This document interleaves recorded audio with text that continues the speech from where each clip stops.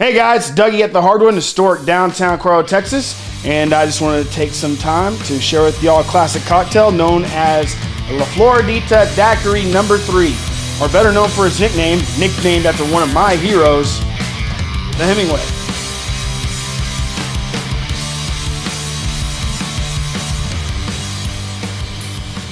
So, let's get into it.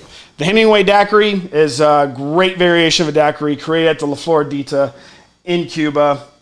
Hemingway, like I mentioned earlier, is one of my heroes, and not necessarily because of his writing, but more so because of his lifestyle. He drank hard, partied hard, lived hard, and he just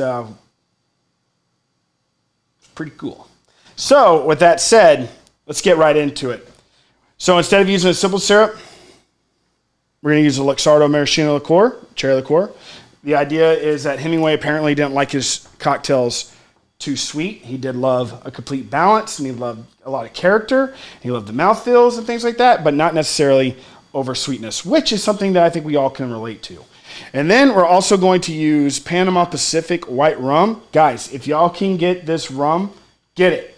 This rum is wonderful. It is going to be quite affordable, and yeah, it's great to have your home bar, back bar, anywhere you need it. All right, so you're gonna need your shakers. Hello. Start your cheapest ingredient, which is gonna be freshly squeezed, always freshly squeezed lime juice. Always agitate your juice before you pour. You just wanna make sure it's completely blended. And then next we're gonna do an ounce freshly squeezed grapefruit juice. Get that in there. Cool. All right, and like we mentioned, Luxardo maraschino liqueur, and we're gonna do 3/4 ounces of this. It's weird because, like, to me, maraschino liqueur has like a weird spiciness to it without being spicy. Like, you almost, like, when you drink this cocktail, you feel like it's going to be like, is this about to get hot? Because that sensation, but then it just totally calms down. It's pretty cool. All right, and then the aforementioned rum. Panama Pacific, again. Put it on your back bar if you can. Any white rum will do. Make sure you're using a quality white rum though. You know, don't break your bank. $20 bottle is a good pull from the shelf. All right, that was an ounce and a half, guys. Ounce and a half. All right. So we're gonna put some ice in here before we shake.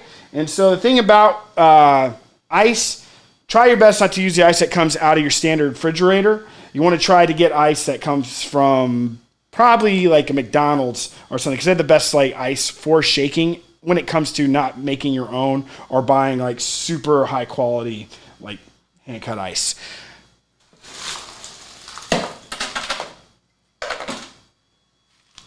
That's ice. I mentioned that it's hot as you know what in here. I'm trying not to cuss.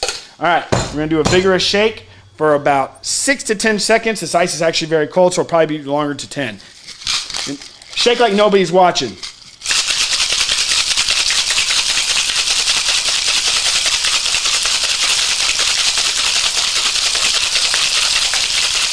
That's good. I'm gonna go get us a chilled coupe.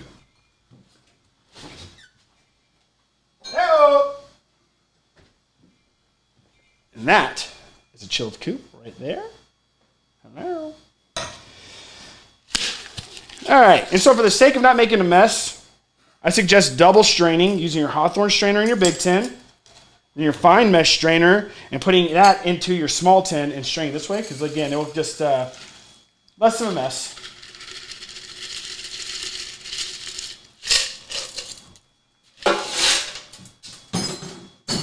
And so the reason we double strain it is because we're trying to control the mouthfeel.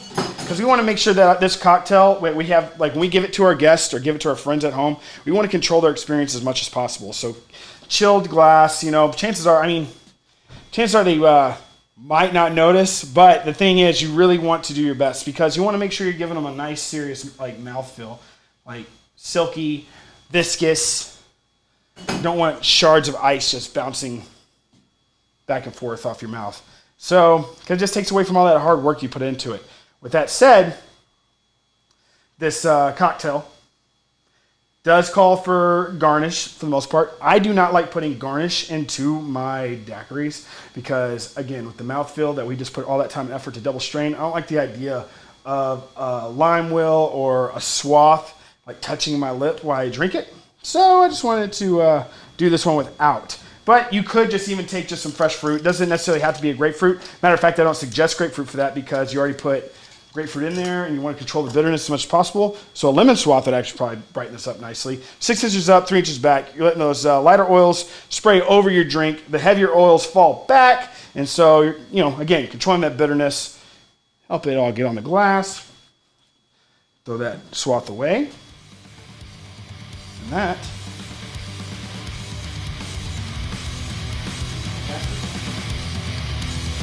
Cheers, y'all.